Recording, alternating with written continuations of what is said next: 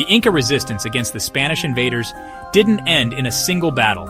It raged for nearly 40 years, becoming one of the longest and most determined struggles in the history of the Americas.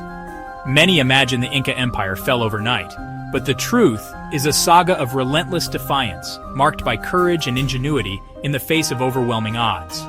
The Inca fought not just for their land, but for their culture, their families, and their very survival. They adapted quickly to the shock of Spanish weapons and tactics, learning from each encounter and refusing to surrender their identity.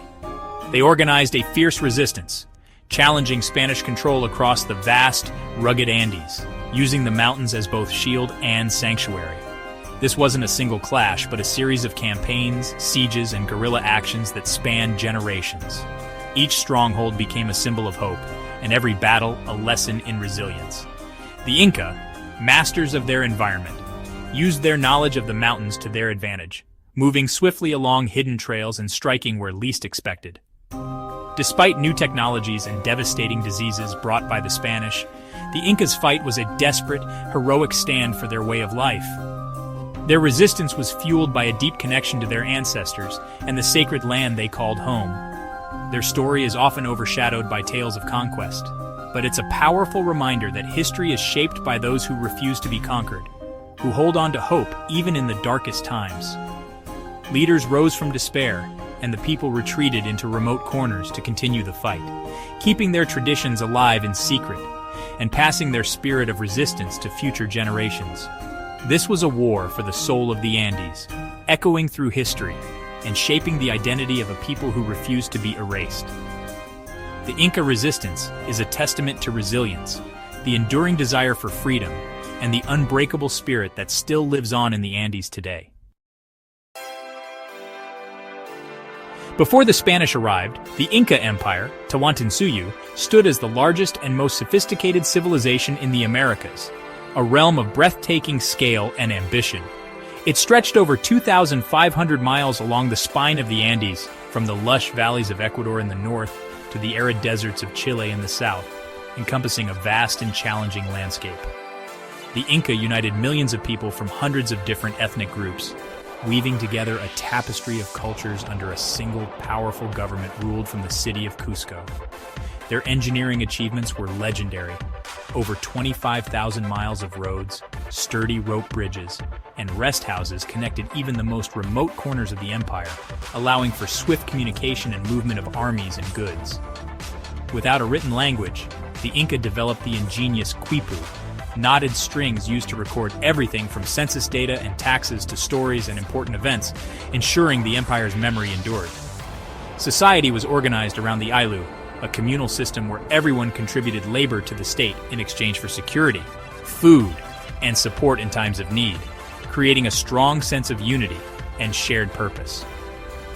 The Inca were brilliant farmers, mastering the art of terracing and irrigation to transform steep mountainsides into fertile fields, feeding their people even in the harshest environments.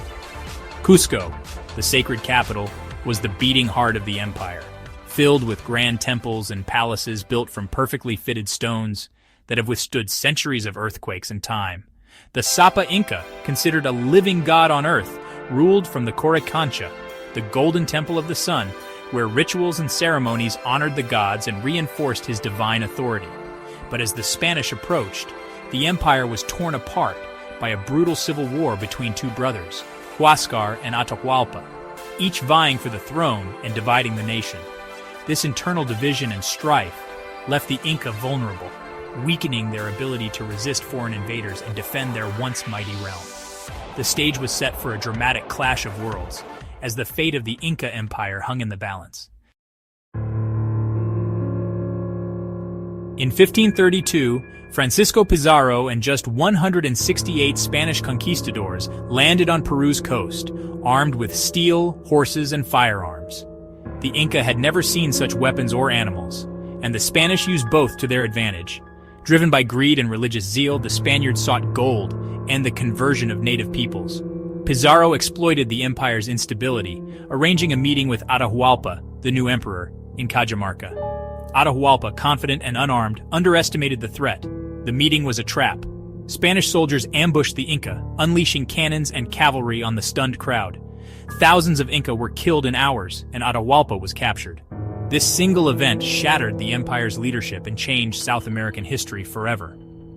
The conquest had begun, but the real fight was far from over. After the shock of invasion, the Inca abandoned open battles and turned to guerrilla warfare. They used their knowledge of the Andes to set ambushes in mountain passes, roll boulders onto Spanish troops, and strike quickly before vanishing. The Inca sling, wielded by skilled warriors, became a deadly weapon, capable of breaking bones and even denting armor. They targeted Spanish horses, neutralizing the conquistadors' greatest advantage. The Inca also mastered intelligence, using their road network to move troops and gather information. Spies infiltrated Spanish-held cities, feeding vital details to resistance leaders. Clever traps and ambushes kept the Spanish off balance, turning the land itself into a fortress. This new form of warfare kept the spirit of resistance alive. After Atahualpa's execution, the Spanish installed Manco Inca Yupanqui as a puppet king, hoping he'd help control the empire. At first, Manco cooperated, but Spanish cruelty and greed soon made him realize he was a prisoner in his own palace. Humiliated and powerless, Manco saw the suffering of his people and knew peace was impossible. He tricked his captors by promising them gold, then escaped Cusco and called his people to arms. From his refuge in the Sacred Valley, Manco summoned tens of thousands of warriors. The puppet king became a rebel leader, transforming into the heart of a massive uprising. Manco's rebellion was a turning point, uniting the Inca in a fight for freedom. The Spanish had underestimated him. Now, he was their greatest threat. The war for the Andes entered a new, explosive phase. Manco Inca's defiance inspired hope across the empire. The resistance was far from over. In 1536, Manco Inca, determined to reclaim his empire, launched a massive assault on Cusco, the heart of the Inca world.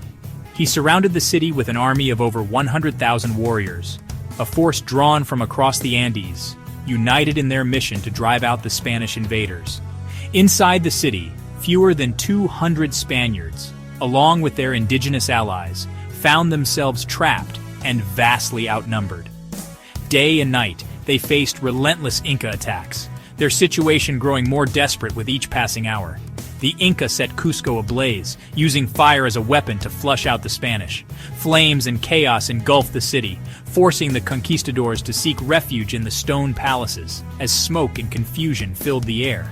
The siege was brutal. Hand-to-hand combat raged in the burning streets, with both sides fighting fiercely for every inch of ground.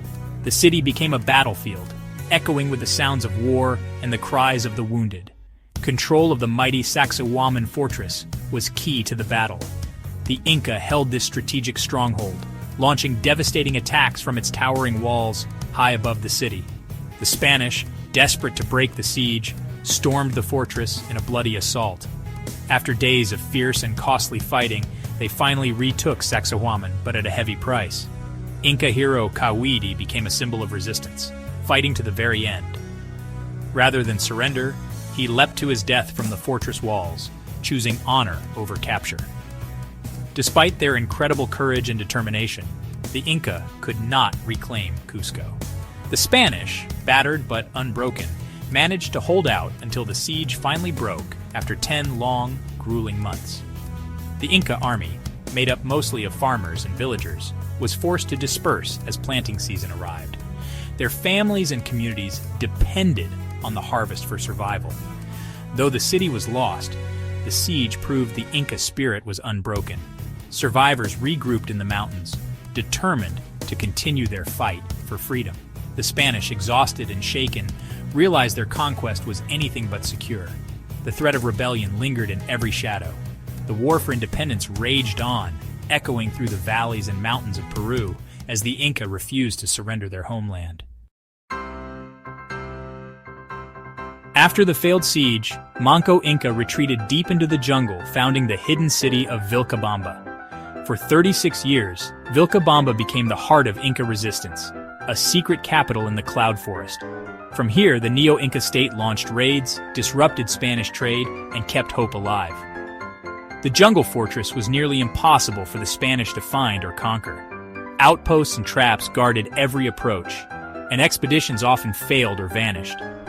Even after Manco's murder by Spanish fugitives, his sons continued the fight from Vilcabamba. The city became a legend, a symbol of freedom and defiance. For decades, it was a thorn in the side of Spanish rule. The Inca spirit endured in the lost city. Manco Inca's sons carried on the resistance from Vilcabamba, but peace with the Spanish was always fragile. In the 1570s, Viceroy Francisco de Toledo decided to crush the neo-Inca state for good. The last Sapa Inca, Tupac Amaru, a priest thrust into leadership, led the final defense. Spanish forces invaded the jungle, capturing outposts and overwhelming the Inca with superior firepower. Vilcabamba fell after a desperate battle. Tupac Amaru and his family fled, but were soon captured. The fall of Vilcabamba marked the end of organized Inca resistance. Tupac Amaru was executed in Cusco's main square, a brutal display meant to break Andean spirit.